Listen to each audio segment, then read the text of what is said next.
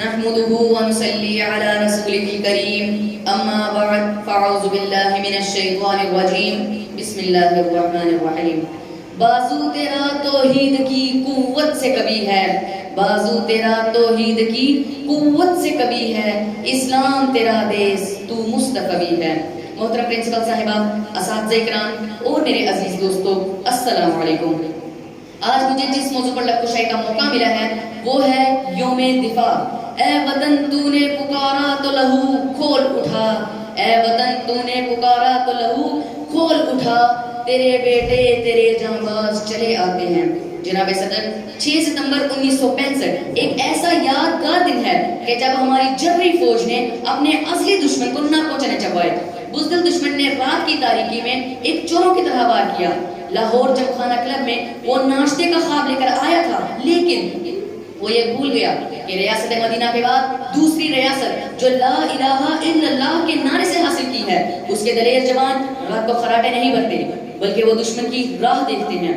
وہ یہ نہیں جانتے تھے کہ اس قوم میں ایم عالم، عزیز بھٹی شہید، سرفراز احمد رفیقی جیسے سپوت بھی ہیں جو سر کٹوانا تو جانتے ہیں مگر جھکانا نہیں.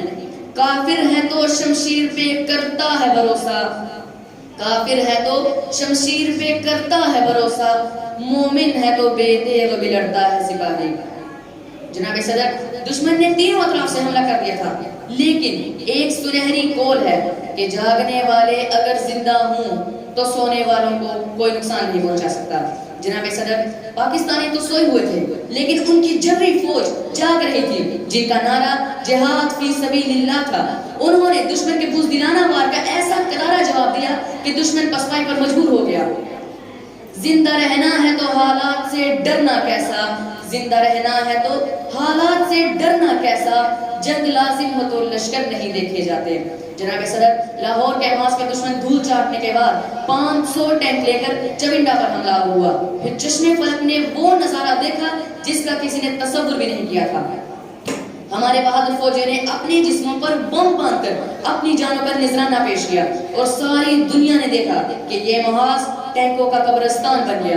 دوسری طرف ہمارے شاہینوں نے 17 دن کی جنگ میں دشمن کے 100 سے زیادہ جہاز تباہ کر کے ان کی ریڑھ کی ہڈی توڑ دی.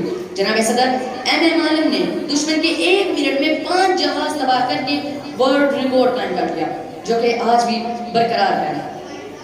عقابوں کے تسلط پر فضائیں فخر کرتی ہیں، عقابوں کے تسلط پر فضائیں فخر